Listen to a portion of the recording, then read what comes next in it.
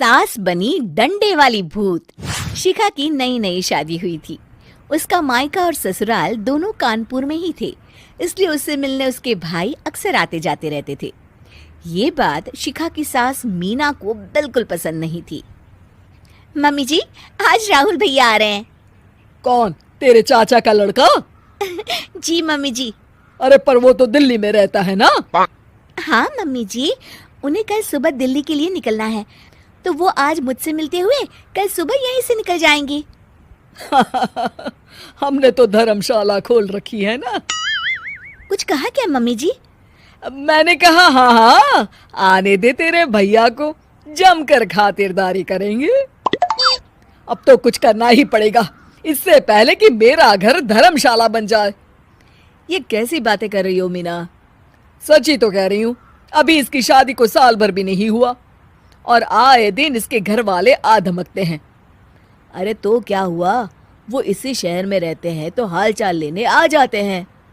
इस बार मैं उनका हाल और चाल दोनों ही बिगाड़ दूंगी। अब बहुत हो गया जी। अरे ये कैसी बातें कर रही हो, हे भगवान, बस आप तो देखते जाइए।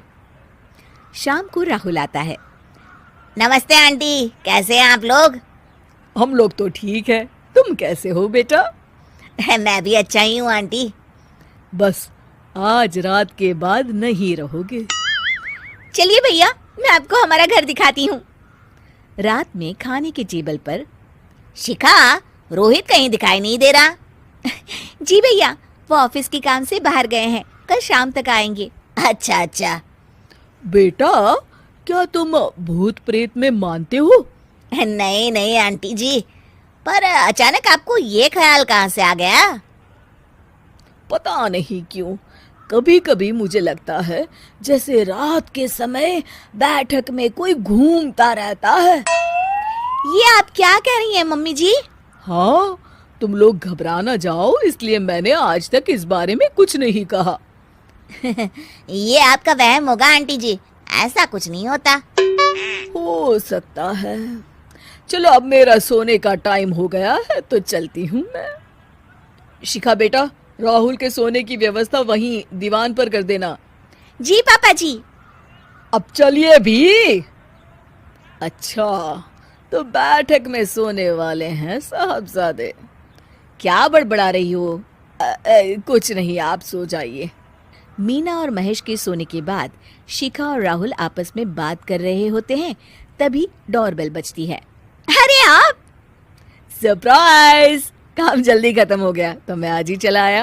ये तो बहुत अच्छा किया। देखिए राहुल भैया भी आए हुए हैं, आप दोनों का मिलना भी हो जाएगा। कैसे हो रोहित? मैं तो ठीक हूँ भैया। शिखा, मैं भी आज यहीं सो जाता हूँ, राहुल भैया से बातचीत भी हो जाएगी। अच्छा अच्छा, ठीक है। मीना आधी रात को उठती है, कंबल मुंह से पैर तक ओढ़ के डंडा लेके बैठक में आती है और देखती है दीवान पर चादर ओढ़े कोई लेटा हुआ है। देखो तो कैसे मजे से सो रहा है बहन के ससुराल में। मीना ताबड़तोड़ 4-5 डंडे मार देती है। अरे मर गया, अरे बचाओ बचाओ, कौन है? मीना जल्दी से अपने कमरे में भाग जाती है। हे भगवान, ये मैंने क्या किया? ये रोहित कहाँ से आ गया? लगता है ये नालायक राहुल मेहमानों वाले कमरे में सो गया होगा। आज तो इसकी खैर नहीं। उधर बैठक में, अरे क्या हुआ रोहित? मैं बाथरूम में था, तुम्हारे चिल्लाने की आवाज सुनी।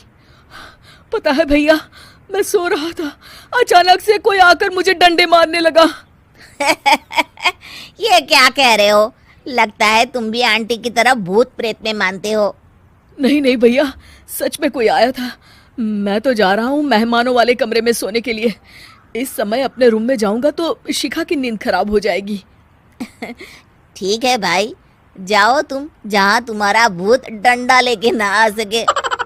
थोड़ी देर बाद मीना कंबल ओढ़ के डंडा लेकर मेहमानों वाले कमरे में पहुंच जाती है। वो बिस्तर पर सोए रोहित को फिर डंडों से मारने लगती है। अरे मर गया, अरे मर गया। तू भूत प्रेत में नहीं मानता ना? ये ले, अब डंडे खा। हैं? ये तो माँ की आवाज है। रोहित कंबल खींच देता है। बेटा तू! अरे ये क्या कर रही हो माँ? मार मार के मेरा भरता बना दिया आपने। माफ कर दे मेरे लाल, मैंने तो तुझे ही मार मार के लाल कर दिया। मैं तो उस राहुल के बच्चे को सबक सिखाना चाहती थी। राहुल भैया को? हाँ बेटा, मुझे लगा अगर उसे डंडे मारूंगी तो शिखा के मायके वाले यहाँ आना छोड़ देंगे। हे भगवान, माँ ये घर शिखा का भी है, उसके घर वाले जब चाहे आ सकते हैं। हाँ बेटा, आज मुझे भगवान का इशारा समझ में आ गया। मैं कितना गलत करने चली थी और अपने ही बेटे को चोट पहुंचा दी। अब चुपचाप जाके सो जाओ माँ, और किसी को कुछ बताने की जरूरत भी नहीं है। शिक्षा दूसरों का बुरा चाहने वालों के साथ भी बुरा ही होता है।